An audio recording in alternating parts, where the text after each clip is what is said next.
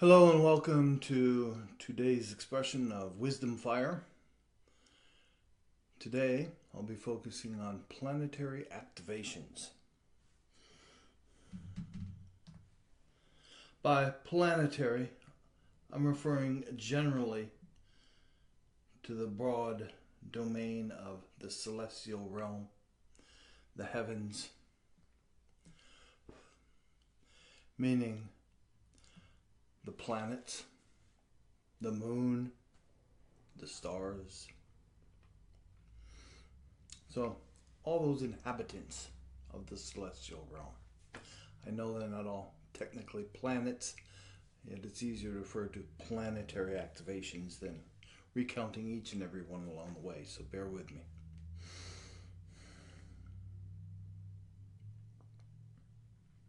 All authentic shamanic ceremonials are the dramatic enactment of the mythos inherent within cosmological phenomena.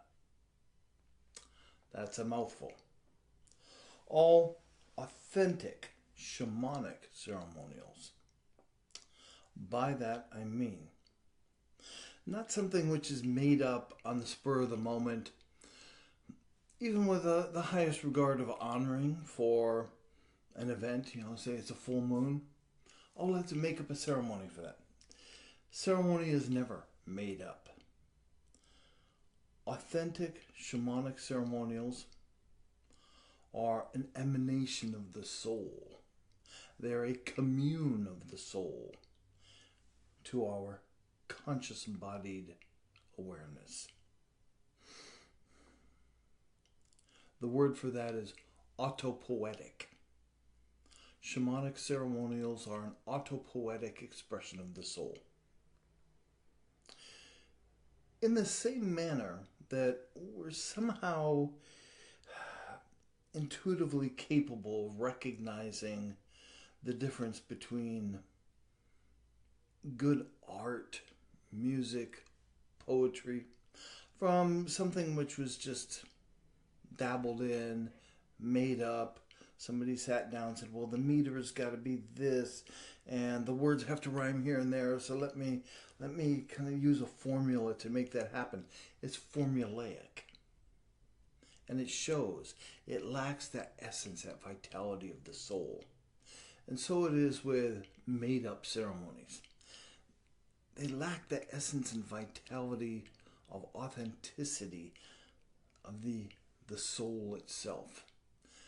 Ceremonials are not generated from the mind. They are an emanation of the soul. So all authentic shamanic ceremonials are the dramatic enactment. By dramatic, I don't mean laden with the drama of somebody's victim stories and such, but drama in the older use of the word, such as a theatrical production, a Shakespearean play, is drama. So, a dramatic enactment. And the nature of drama, again, as with ceremony, is that it's an emanation of the soul. It speaks to a deeper truth that is common to all of us as human beings, rather than just being a personal story. So all authentic shamanic ceremonials are the dramatic enactment. We give it expression of the mythos. Myth is the reality of the soul. Just as history is the reality of the day-to-day mundane world, myth is the reality of the soul. The mythos refers to the topography, the terrain, the cosmology of the soul. So it's the arena in which the myth is occurring. All authentic shamanic ceremonials are the dramatic enactment of the mythos inherent within cosmological phenomena. Inherent within, already existent. not something ascribed to them, already existent. Cosmological phenomena, the planets, the conjunctions, the aspecting of the planets, perhaps seen in an astrological chart, which is a roadmap of the soul, or direct observation.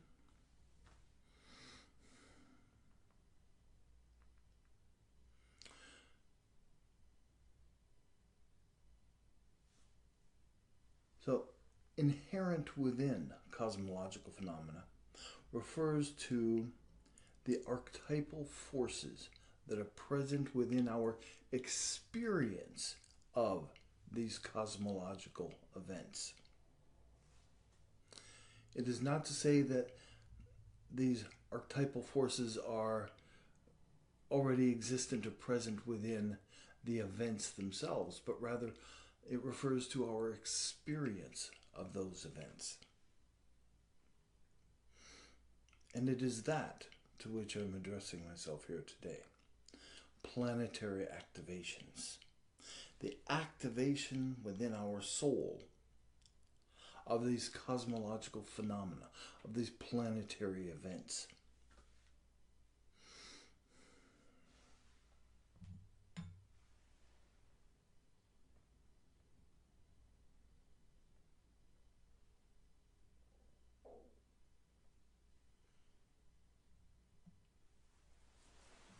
Some of the more readily graspable cosmological phenomena, events, might be the solstices and equinoxes. These are cosmological events. How we experience those is the activation within our soul.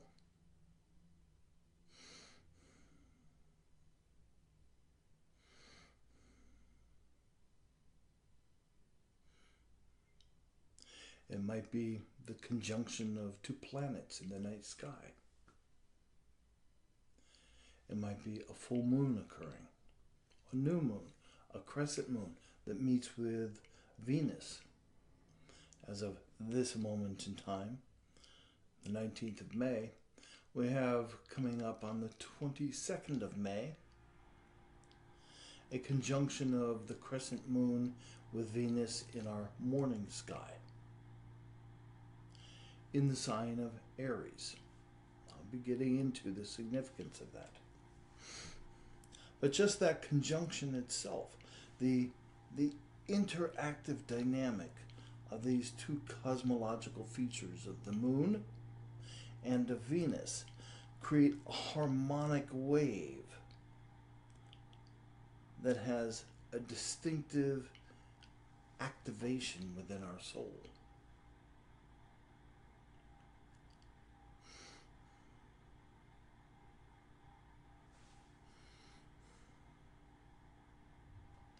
So, firstly, the soul.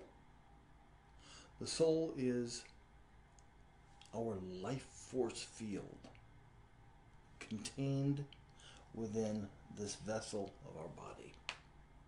That is the soul. It is our charge of vitality, of life force that we carry with us. It is contained, you might want to envision it as within a membrane, like a balloon is filled with air.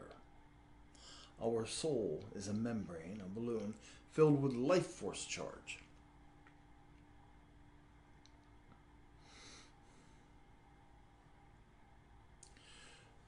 Sound requires a medium in order for it to be heard.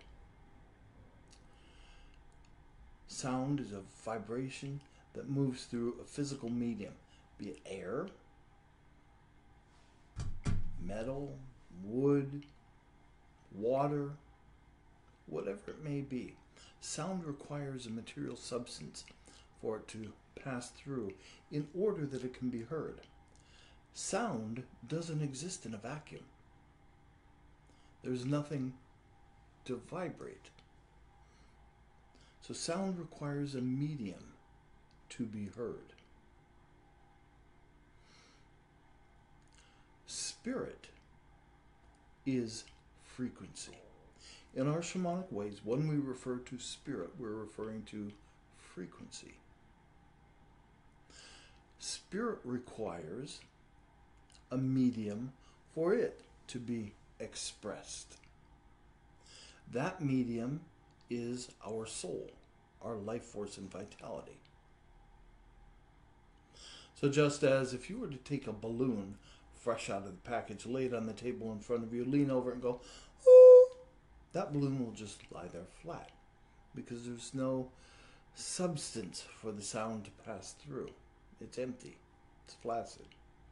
If you were to blow that balloon up, taut with air, go, "Ooh," that balloon will go, "Ooh," and will resonate with that sound for quite some time. The denser the material, the more dynamic and long-lasting is that sound. And so if you blow the balloon up really taut, that sound will be even more resonant. Or if it's through metal, like the ringing of a bell, boom, will continue for quite some time. So in the same manner, our soul is the balloon through which spirit resonates. The more charge of life force and vitality, that which we in our shamanic ways refer to as power. Power being life force charge, collected and concentrated. Not the other uses of the word power, such as social or economic standing or control and manipulation. Those are just different uses of the same sounding word. In our shamanic ways, power refers to life force charge, vitality, held and contained within our soul, the membrane of our soul, the balloon of our soul. Spirit is a frequency, and it sets the soul to resonating so that the spirit then comes into expression.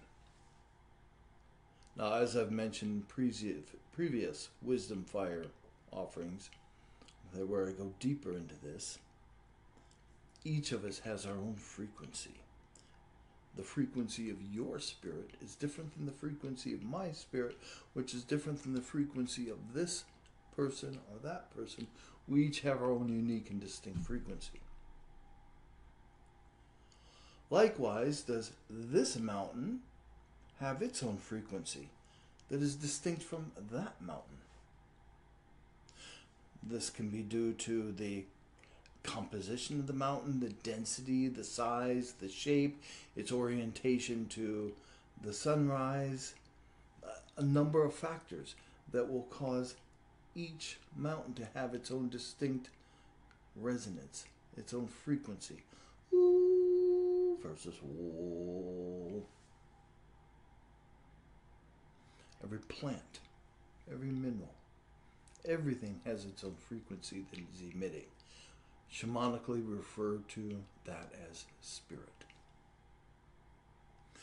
Each of the planets have their own distinctive frequency, spirit. So we might refer to the spirit of the moon, the spirit of Mars, the spirit of Venus, the spirit of Jupiter. We're referring to the frequency that is emitting.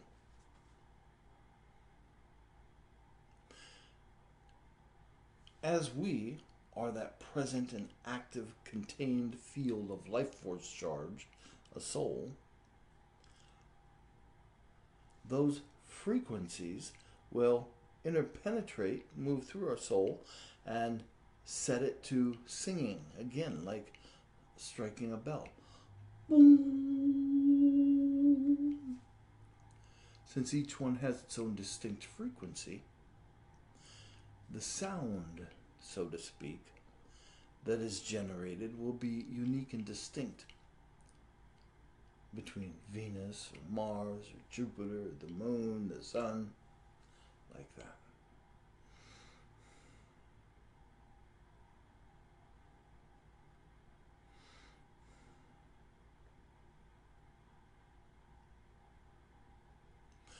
So when you have the moon and Venus conjunct, sitting right together, visibly in the sky, those frequencies, unique and distinct to themselves, each activate our soul, set it to ringing with their own distinctive frequencies.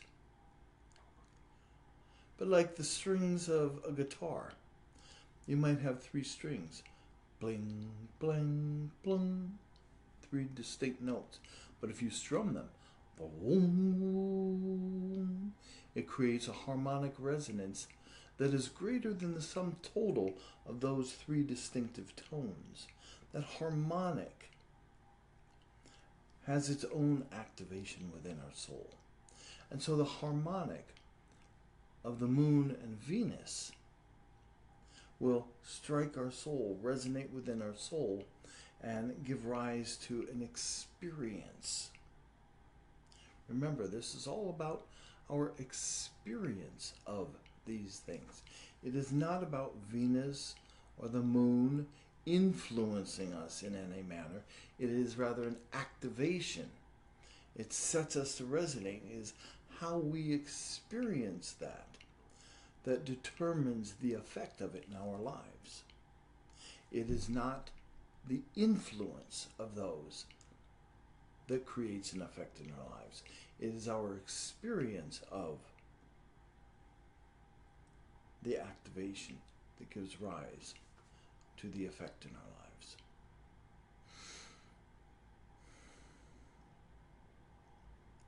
How do we determine what the qualitative nature is of any of the given planets? We might refer to Jupiter as being fortune. The activation is one of fortune. Venus is an activation of the feminine principles within ourselves. Mars, an activation of the masculine principles. The moon is an activation of that which we have experienced up to this point. How do we determine that? Well, simply, it's based upon the long experiences of those in our ancestry and those in current times who sit with the experience of the activations and take note of them over long periods of time, and then transcribe those and pass them on to the future generations. So it's based in observation of our experiences. This sets the general context of understanding. So when a person says, oh, Mars means this in a person's chart, or Venus means that, it's not that it means that. It is that through generations upon generations and generations of experience, we have found that the activation creates this effect. The effect of the activation of Venus within our soul is that our feminine qualities tend to rise forth into expression, whereas the activation of Mars within our soul gives rise to an activation expression of the masculine principles within us, so on and so forth.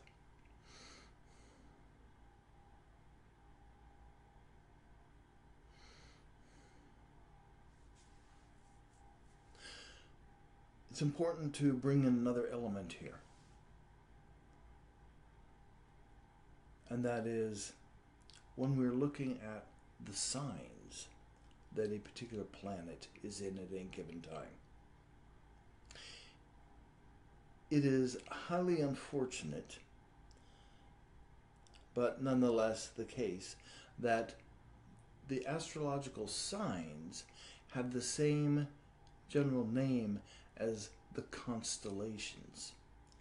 However, they do not refer to the same thing. Venus is in Aries right now. That does not mean that the stars of the constellation of Aries are necessarily behind riding with Venus at this time. Indeed, only once every 26,000 years do the astrological signs line up precisely with the constellations by the same name. So it's important to understand this, that there are two different things, signs and constellations.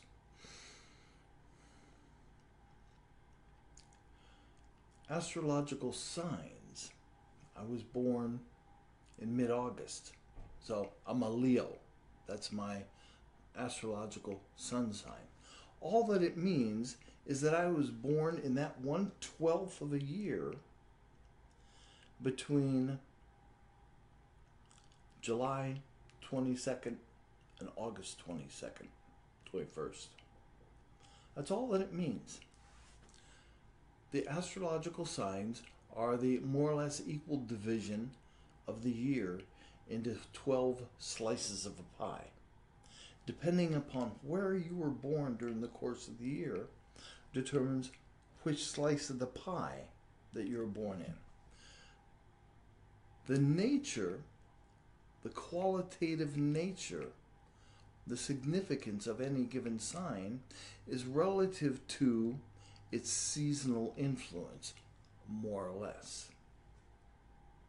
More or less because really it's Northern Hemisphere based in many regards.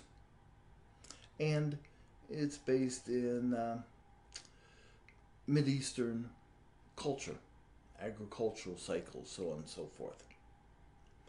But it's a good working model for us.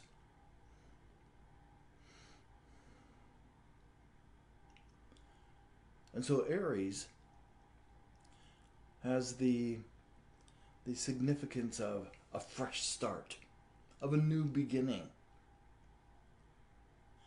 And it's rather kind of free-willed and willful and moving forth.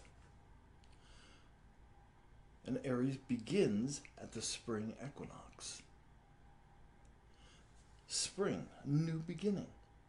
And so it has that qualitative nature of a new beginning.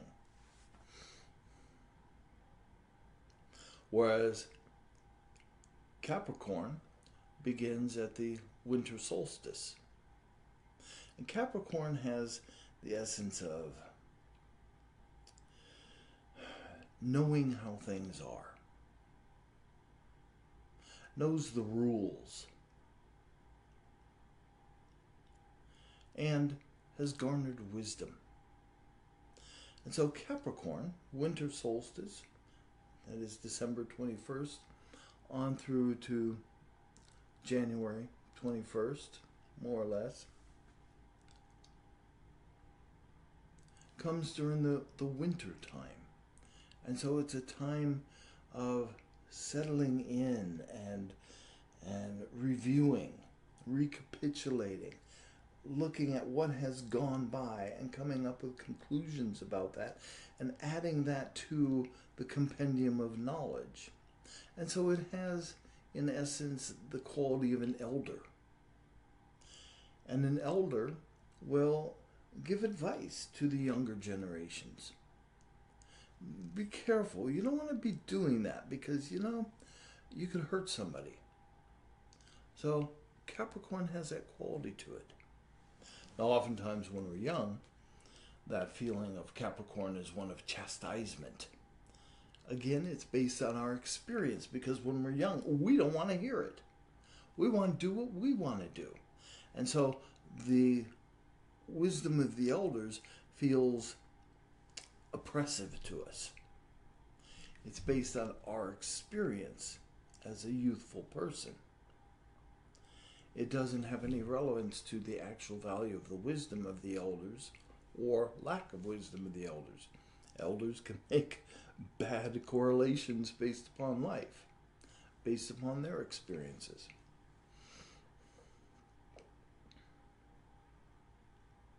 The constellations, starry patterns in the sky, are recognized again. We perceive them as having a particular structure or form, and the qualities that we ascribe to them is again based upon our experience of the activation of that planetary, or that excuse my words there, of that constellational activation within our soul. So, unless you're doing Vedic astrology, you just, eliminate the constellations for the moment. It's not germane to the discussion. But the sign, the astrological sign that a planet is within, shades the expression, modifies it. You might say it's like the key in which the note is played. And so Venus, an activation of the feminine principles, being in Aries, has the key, the flavor of a fresh start, a new beginning. And it's rather willful about it. It doesn't always take into consideration the consequences of actions and behaviors.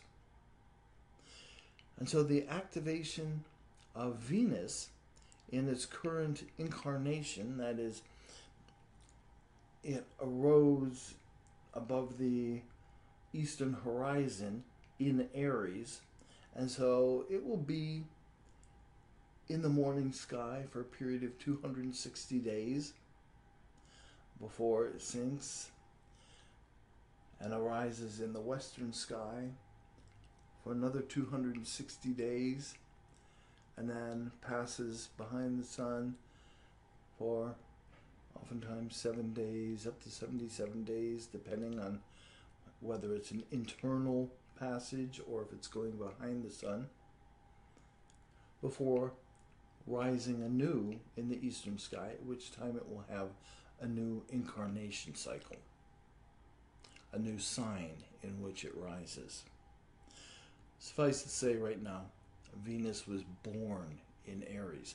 So regardless of whatever sign it's in, it's going to have an Aries flavor to it during its current incarnational cycle. The moon, when it conjuncts Venus in the morning sky on the 22nd of May, 2017, will also have that Aries flavor to it. The moon, the activation that the moon brings forth, the effect, is that of the bringing forth of all past experiences. Everything that we have known, everything that we have garnered, everything that we have experienced comes to the forefront. As it conjoins with Venus, we're going to have this combination. Everything that rises, everything that we have experienced from our past to this moment, conjunct Venus, in regards to the feminine aspect of ourselves, will rise forth into conscious awareness and expression.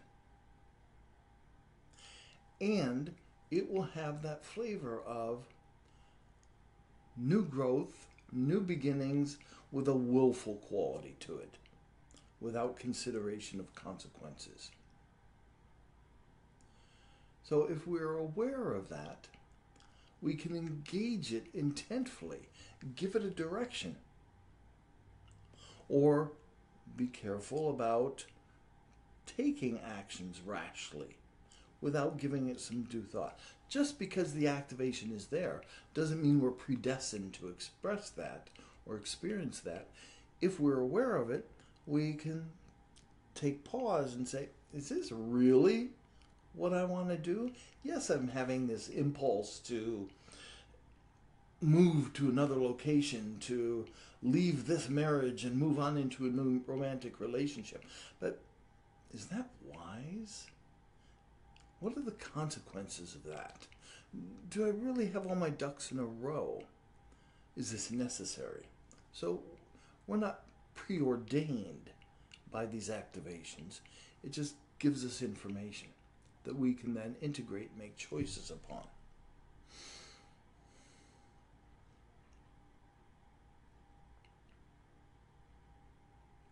So this is kind of the foundational knowledge that we're working with in this regard. Shamanic ceremonials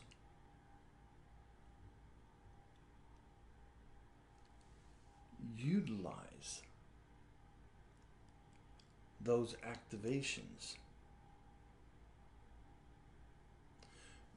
It gives it direction. It gives the ceremony direction and focus.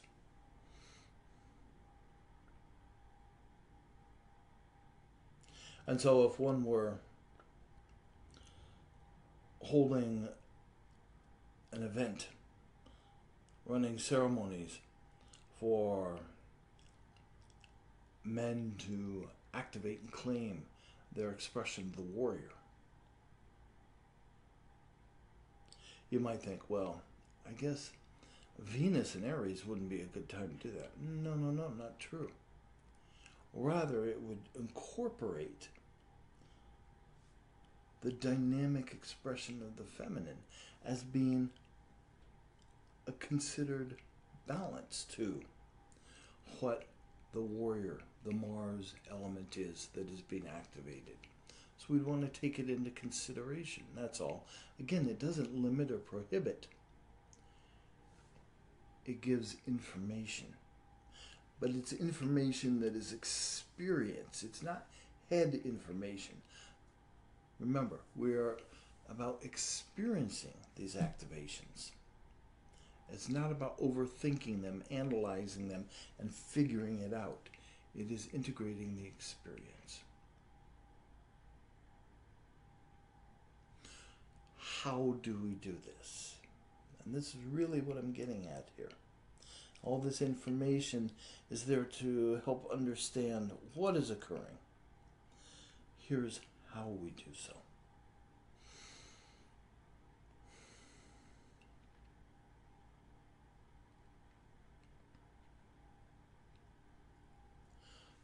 Just as a balloon,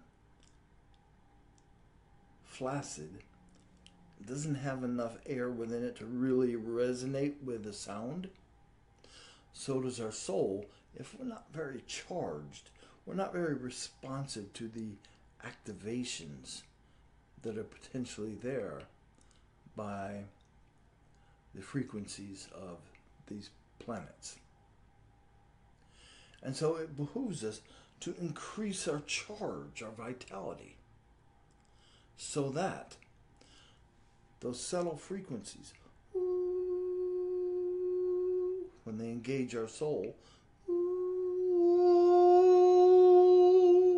the more intensely charged our soul is with power, the more dynamic the expression.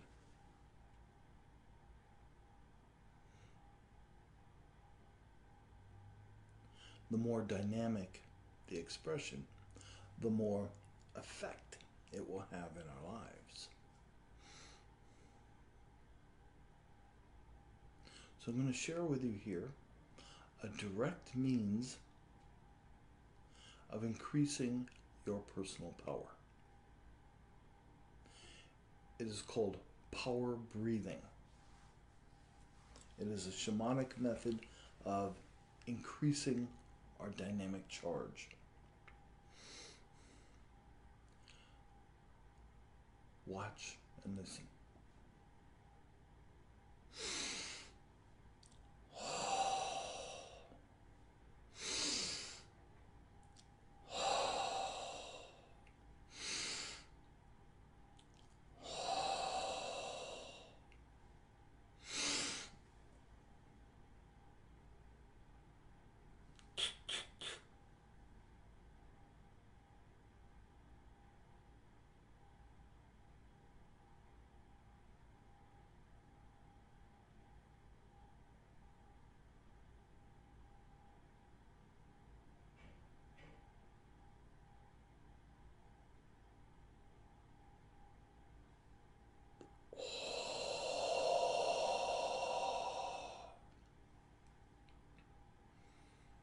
That is one set of 3 sets that are done in this practice. They are comprised of 3 cleansing breaths. Chin held level, drawing the air in through the nose only, dropping the chin, expelling the air from the lungs through the mouth only, in through the nose and out through the mouth. We then lift the chin back level, draw in, drop the chin, exhale, and the exhale is a little bit forceful. Again, lift the chin, inhale, drop the chin, exhale. The pragmatic functionality of the keeping the chin level to inhale and dropping the chin to exhale is that when we're exhaling that carbon dioxide and even carbon monoxide and toxins that are being expelled from our body through our air, and they're heavier. So we want to force them down, blow them down to the lower ground closer to the floor. Lift our chin and breathe in the clean, fresh air. So we don't want to blow out and draw in while we're lifting our chin, because it will draw those toxic airs back into us. We don't want to do that. So expel, lift the chin, and then inhale the fresh, vitalizing air. We do this 3 times. First is for the earth soul, which is the soul that is in association with our physicality. It handles cognitive functioning, pattern recognition, linear processing, short-term memory, and bodily health. It is indeed the immune system. The second set is to empower the underworld soul, the dream soul, the place from which we dream, which also is the storehouse, the charge of our life force charge and vitality. It's kind of like our bank account. We may earn money, but we don't spend it all. We set some aside for later in the month or later in our lives, whatever it may be, or for a particular project or purchase that we have in mind. The same with our power. We storehouse our power in the underworld soul. And that charge of power resonates with thoughts, feelings, impressions, experiences, i.e. long-term memory.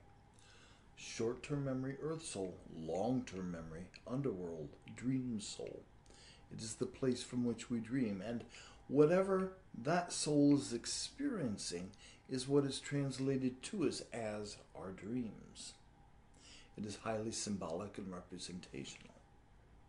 The third set is for our celestial soul, our high self, our inspirational self, through which we receive guidance and direction in our lives. And then there's a final breath as well. I'll get to that later.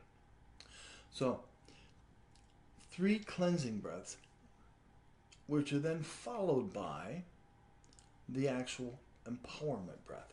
So 3 cleansing breaths.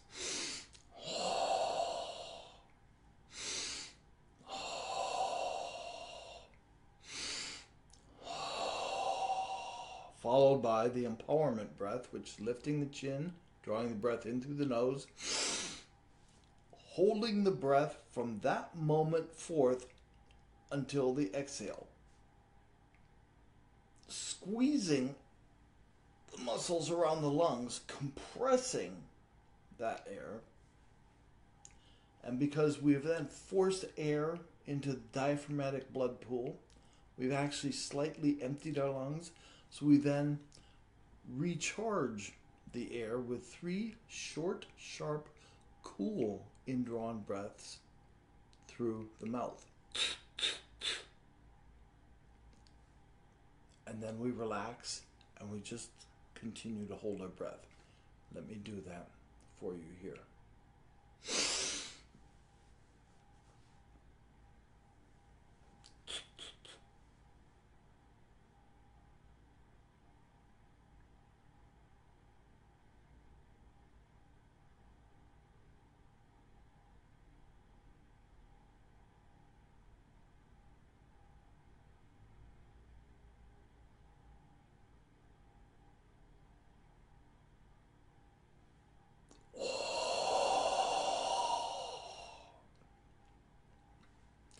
You will find in doing this that you can hold your breath for an inordinate amount of time.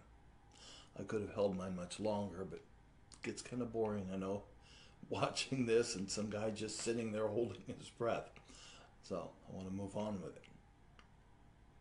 So one set is comprised of 3 cleansing breaths followed by 1 empowerment breath. We do 1 set for the earth soul, 1 set for the underworld soul, 1 set for the celestial soul. This brings the 3 souls into a state of empowered equilibrium. It is completed with an additional power breath without doing the 3 cleansing breaths first. So at the very end, we're actually doing 2 power breaths back to back. That finalizing power breath is to draw our spirit in, or to awaken our spirit. Again, spirit is frequency. And so while this is generally done to activate our own personal spirit, if we are sitting with Venus, with our attention upon Venus, maybe we've even made a prayer of commune. Venus, I'm sitting here with you and ask for your activation of my soul. Just an acknowledgement is all. Then we open ourselves up through that path of commune to that particular frequency. And so it is Venus's frequency that sets our empowered 3 souls to resonating. And so we can, with precision, activate our soul. By that I mean the 3 souls, because it's really 3 aspects of our soul. We can activate our soul with a specific frequency. And if we were doing so on the morning of May 22nd, 2017, we might then turn to the moon, sitting right there with Venus, and do 1 more power breath. You don't have to go through all the cleansing and empowerment breaths because you've already brought the 3 souls into a state of equilibrium. So you just do 1 more power breath, communing with the moon.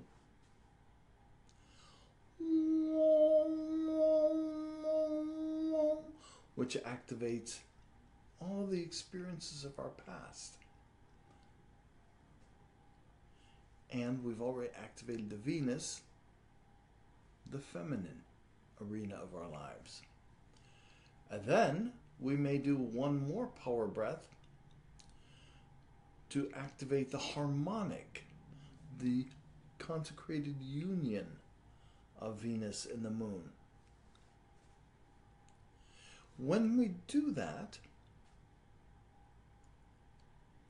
we will bring forth the knowledge and experiences, for good or ill, that we have engendered up to this moment in our life, past lives included, our soul's journey, of everything relating to the feminine. So it becomes very specific. And because on that particular morning, both Venus and Moon will be sitting in that slice of the pie of the time of year that we designate as being Aries, fresh starts, new beginnings, and kind of headstrong willfulness, then it will bring all of this forth in regards to the feminine aspect for us to move forward, to initiate a new beginning. And while we take the risk of it activating us to be rather willful, we have other elements and aspects and self-reflection to modify that. So we can do so, but we're aware of what we're doing in that regard. So this is how we would utilize that.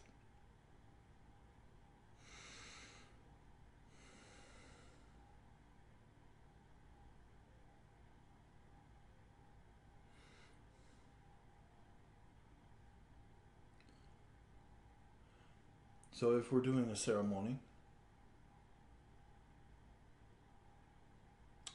for the spring equinox, again, Aries, new beginning, and if Venus and the moon, continuing this example, were traveling together on that day of that ceremony, then we would be initiating an activation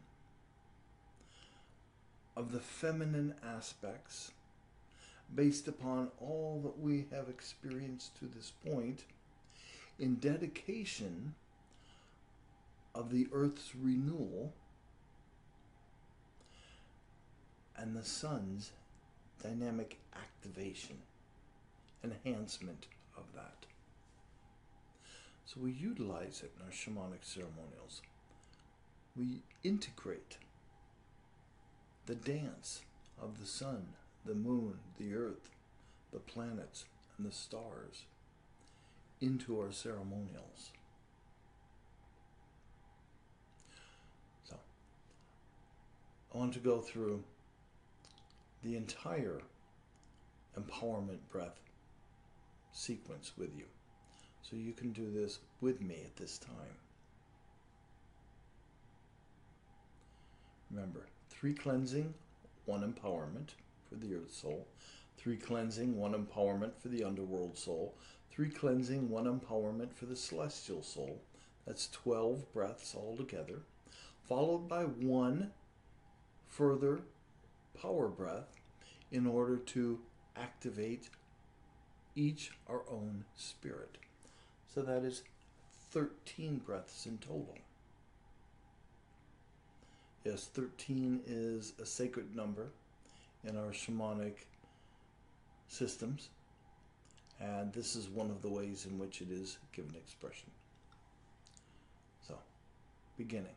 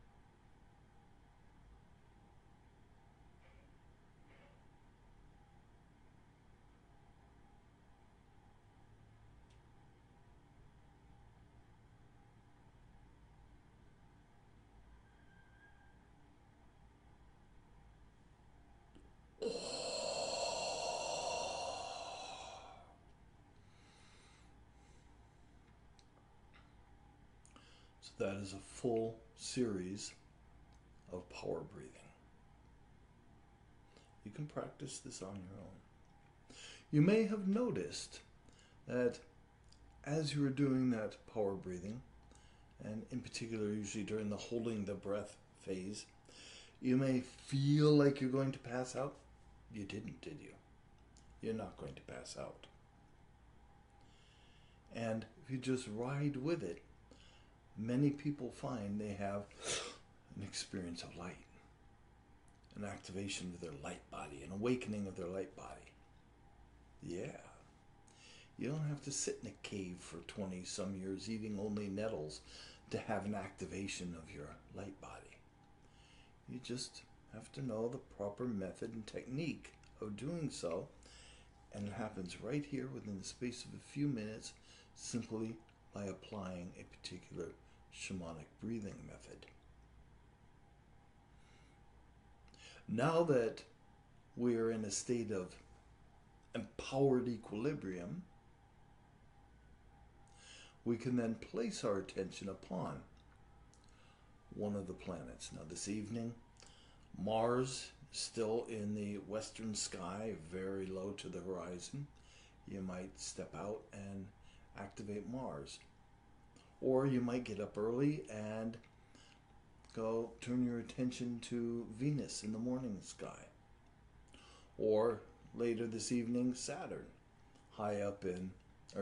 Jupiter, high up in the sky. You can locate these and do it. See what your experience is, because this is all based on your experience of the activation. Not what a book says the activation is or what its meaning is, but rather it's based upon your experience.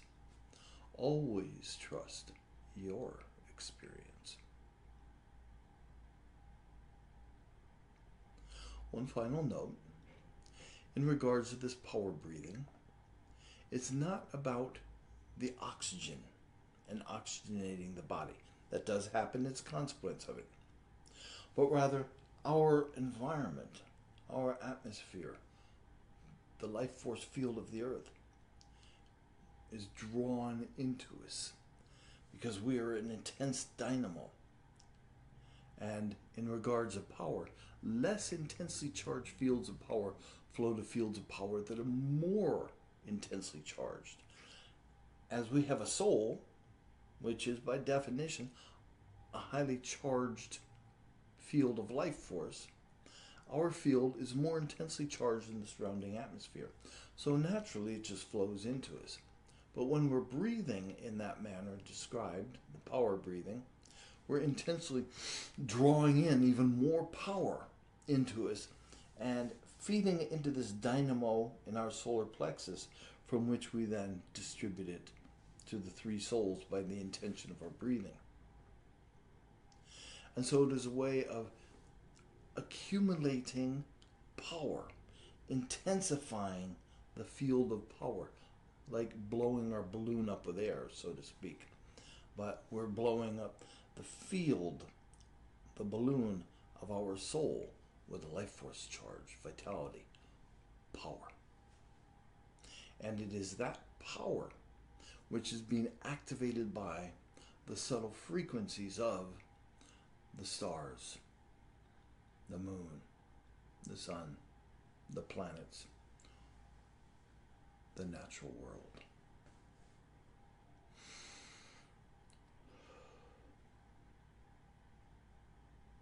I seek through these wisdom fires to address a particular topic and bring forth relevant and vital information, a sharing of knowledge and pragmatic application so that you can apply this in your life. Yes, there's so much more to it than this, which is why, sometimes I run training events like down in Costa Rica where we'll spend a whole week training people just on the practices of power, including the activation of planets and so on and so forth. So this is just a little bit of a very broader compendium of knowledge and practices. And yet, I seek to present it in a manner that it stands on its own as something of value for you. So, you've spent an hour with me approximately.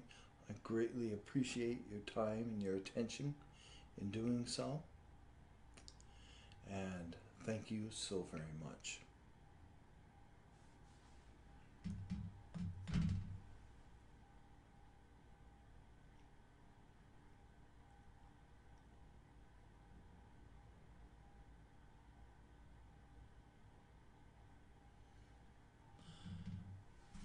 We'll close out